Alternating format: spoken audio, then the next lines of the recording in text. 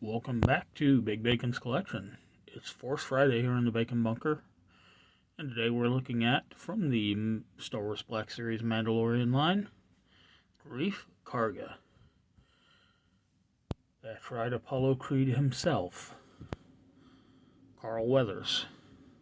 So, we're going to look at the accessories, look at the figure, check the articulation, get them geared up, and pop them on the shelf. Now, accessory-wise, he comes with two, and they're the exact same. And they are the sandblasters. Sculpt on these, kind of crazy looking. Looks like just a regular handgun. You can even see the barrel inside that loop. So these are essentially designed to blow up upon use, I guess. I don't know.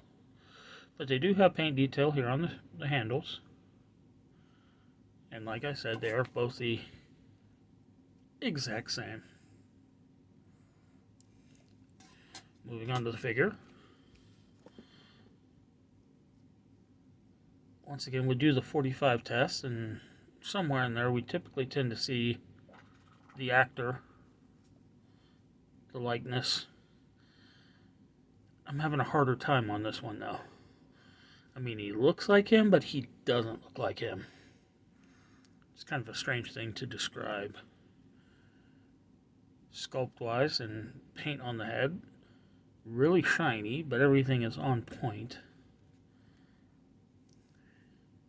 He's got his Head of the Bounty Hunters Guild look going on. Looks like an undershirt with a jumpsuit over it. Big old fancy gloves. A little bit of paint detail up here around the top edge of the gloves. No paint detail on the upper body there. Paint detail on the belt. The buckle is nicely sculpted and painted in there quite well. A couple holsters that are attached by a strap. They're not pegged in. They're not glued on. Pants are the same texture as the upper body. And the boots are cast in just a basic brown that matches the half cape, which we'll come to next. The half cape. This looks like it should not work as a piece of clothing, but somehow it does. It's made out of a softer rubbery plastic. Nice sculpt and paint detail here on the buckle for it. Articulation wise, the head is on top of a ball joint. The neck is also on a ball joint. So he can walk like an Egyptian.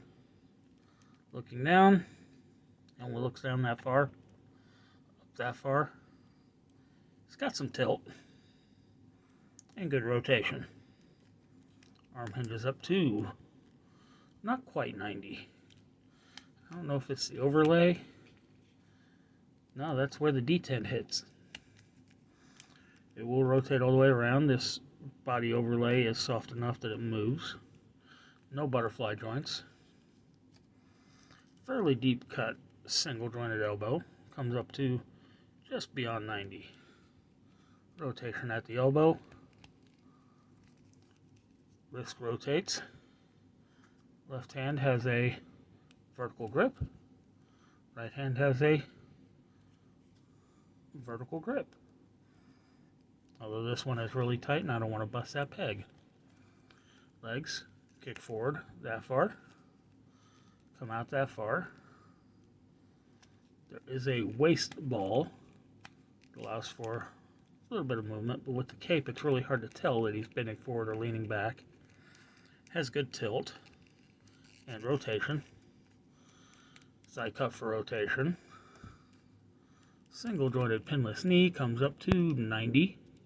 Rotates at the knee. No boot cut. Foot hinges back really far. Forward really far. Probably the best ankle movement I've seen in the entire line.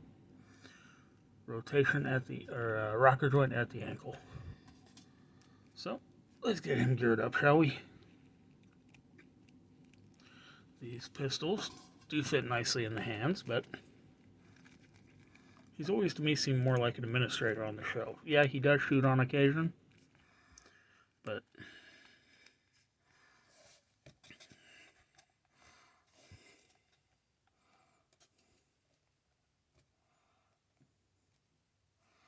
and there he is.